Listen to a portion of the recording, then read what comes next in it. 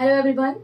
जैसा कि हम लोग लेबर लॉ स्टार्ट किए हैं, तो लेबर लॉ के अंदर हमारा इंडस्ट्रियल डिस्प्यूट एक्ट 1947 है। इसके अंतर्गत 4 इंपॉर्टेंट पॉइंट है। ये एग्जाम में पूछे जाते हैं, इसीलिए आपको इसे पढ़ना बहुत जरूरी है।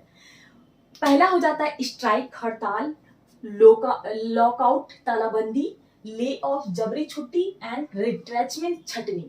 आखिर ये क्या चीज होता है, इसको हम लोग डीपली वे में समझते हैं। स्ट्राइक जो है श्रमिकों के द्वारा किया जाने वाला एक, कहा जाए कि एक अस्त्र है, जिसके द्वारा जो है एम्प्लॉयर से अपनी बात को मनवा सकते हैं। फॉर एग्जाम्पल, जैसे कि किस तरीके से बात को मनवाएंगे जो वर्कमैन है, एम्प्लॉय लोग हैं। फॉर एग्जाम्पल, एम्प्लॉय लोग क्या करते हैं कि कहते हैं कि भाई मैं 500 रुपीज हम लोगों को पर डे मिलता है, और हम लोग जो है 500 रुपीज पर डे में अपनी गुजारे को नहीं चला पा रहे हैं, इसीलिए आप जो है एम्प्लॉयर से कहते हैं कि 700 रुपीज पर डे कर दिया जाए। और एम्प्लॉयर जो है इस बात को मानने के लिए रेडी नहीं होता है कि हम लोग जो है क्यों 700 रुपीज पर डे करें, जब 500 रुपीज में ही काम चल रहा है।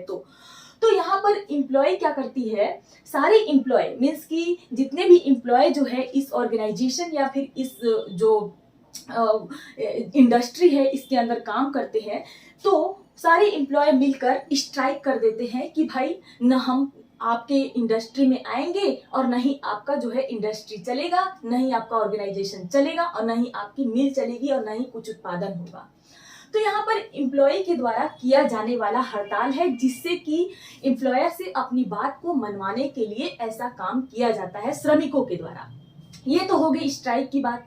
एंड सेकेंड हो जाता है लॉकआउट। लॉकआउट को हम लोग हिंदी में तालाबंदी कहते हैं। ये चीज क्या क्या चीज होती है? ये तालाबंदी जो है, जिस प्रकार स्ट्राइक जो है एम्प्लॉय का हथियार है, उसी प्रकार लॉकआउट जो है एम्प्लॉयर का हथियार होता है। फॉर एग्जाम्पल, अब क्या है कि मनमानी करने लगे कि एम्प्लॉय लोग कहने लगे कि नहीं, हम लोग का 700 में काम नहीं चलेगा, अब आप जो है 1000 रुपीज पर डे कीजिए। तो क्या अगर एम्प्लॉयर जो है इस तरीके से अगर हर लोगों की, हर श्रमिक की इनकम को बढ़ाते जाएगा, तो इसकी जो इंडस्ट्री जो है लॉस में चली जाएगी। लॉस में चली जाएगी क्योंकि वो मिनिमम एक तरीके से कहा जाए कि हर श्रमिकों को रेट देता है, हर श्रमिकों को पेमेंट देता है, ताकि जो है जो जितने भी जो वर्कमैन है सारे लोगों को पेमेंट मिलता रहे। तो एम्प्लॉयर क्या करता है कि भाई मैं आपकी बात को नहीं मानूंगा, मैं इतना आप लोगों को इनकम या सैलरी नहीं दे सकता हूं, तो इसीलिए मैं क्या करता हूं, इंडस्ट्री ही लॉक कर देता हूं, इंडस्ट्री ही बंद कर देता हूं। ना तो आप आएंगे, ना तो मैं आऊंगा, ना ही इंडस्ट्री चलेगी। ओके, तो ये आपका हो जाता है लॉकआउट। यहां तक क्लियर है? अब यहाँ पर चलते हैं स्ट्राइक के लॉकआउट में। तो अंतर आप लोग ने समझ लिया होगा कि ये एम्प्लॉय के द्वारा किया जाता है और ये एम्प्लॉयर के द्वारा किया जाता है। स्ट्राइक जो है जो श्रमिक है उसका मेन हथियार होता है, और लॉकआउट जो है जो एम्प्लॉयर है उसका मेन हथियार होता है। इस प्रकार अब नेक्स्ट पॉइंट की तरफ हम लोग चलते हैं। नेक्स्ट जो इम्पोर्टेंट पॉइंट हो जाता है ले ऑफ। ले ऑफ जिसे हम लोग हिंदी में जबरी छुट्टी भी कहते हैं। फॉर एग्जाम्पल, जैसे कि ये इंडस्ट्री है, इंडस्ट्री के अंदर आपको पता है कि कोई भी जो श्रमिक है, कोई भी एम्प्लॉय जो है काम करते हैं, तो वो एक मस्टर रोल होता है। मस्टर रोल मीन्स के एक रजिस्टर होता है, जिसके अंतर्गत अपने को अपनी उपस्थिति को दर्ज कराते हैं कि मैं एब्सेंट हूँ, मैं आया हूँ कि नहीं आया हूँ आज।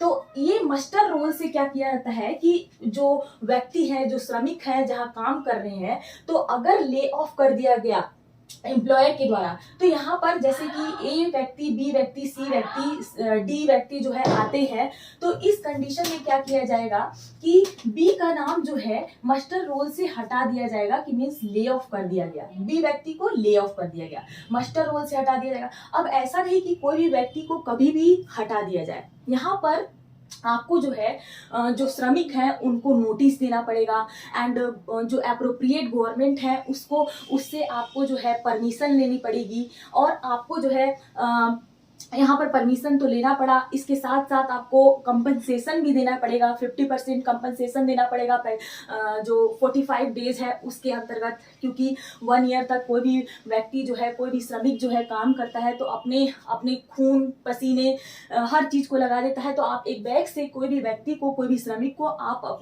जो इंडस्ट्री है उससे निकाल नहीं सकते हो। ओके, तो यहाँ पर ले ऑफ जो है बहुत सारे रीजन से किया जाता है। किस रीजन से किया जाता है? फॉर एग्जांपल इंडस्ट्री है, तो इंडस्ट्री में क्या हुआ कि मशीनरी चीज जो है खराब हो जाती है। इंडस्ट्री में बहुत सारे मशीन लगाए जाते हैं, बड़ी बड़ी मशीन रहती है। कभी कभी क्या होता है कि इलेक्ट्रिसिटी कम पड़ जाती है, या फिर हम कह सकते हैं कभी कभी कि जल का अभाव हो जाता है। फॉर एग्जाम्पल वाटर नहीं आ रही है, तो यहाँ पर बहुत सारे एम्प्लॉय जो हैं उनको काम करने में दिक्कत होती है। वाटर कम है, इलेक्ट्रिसिटी नहीं है, मशीनरी का अभाव है। कभी कभी क्या होता है कि जैसे कि आप जो है कपड़े का उत्पादन कर रहे हैं, आपने इंडस्ट्री में कपड़े का उत्पादन किया, तो कपड़े के अंतर्गत आपको जो है सूती चीज़ों की ज़रूरत पड़ेगी, रेशम कीट की ज़रूरत पड़ती है, रेशम का जो धागा होता है उसकी ज़रूरत पड़ती है। तो रेशम के धागे की कमी हो गई थी, जिसके चलते क्या हो जाता है कि यहाँ पर जो है इनकी इंडस्ट्री में जो है कपड़े का उत्पादन नहीं हो पाएगा, क्योंकि रेशम धागा जो है मिलना मीन्स कि उसका अभाव हो गया है। इस कंडीशन में भी ले ऑफ कर दिया जाता है, व्यक्ति को हटा दिया जाता है।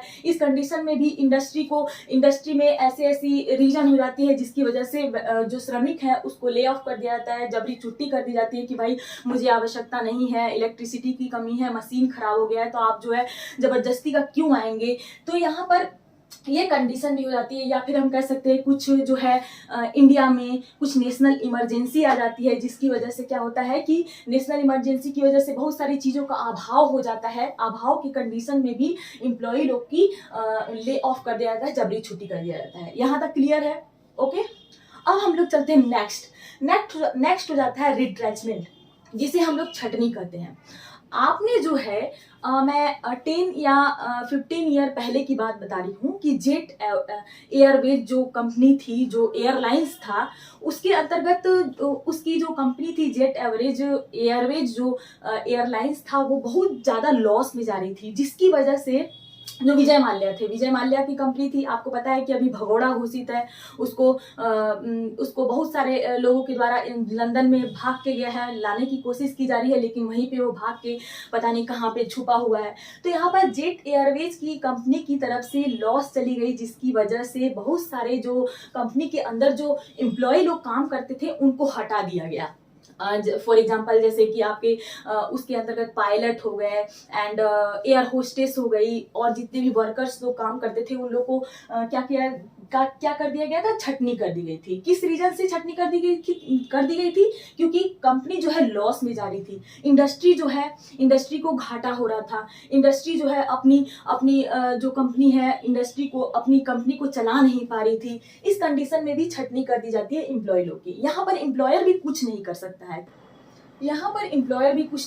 है। क्योंकि उसकी मजबूरी है। वो क्या करे भाई, क्योंकि उसकी इंडस्ट्री नहीं चल रही है, इंडस्ट्री में घाटा हो रहा है, लॉस हो रहा है। इस कंडीशन में एम्प्लॉय लोग को निकालना जरूरी है, क्योंकि वो उतना पेमेंट दे नहीं सकता है।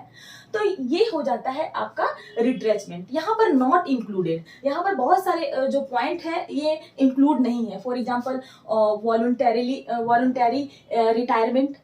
ओके, जैसे कि कोई भी व्यक्ति जो है अपने आप से स्वेच्छा से रिटायर हो जाता है, तो रिटायर होने की कंडीशन में उसको हम नहीं कह सकते कि ये छटनी है। ओके।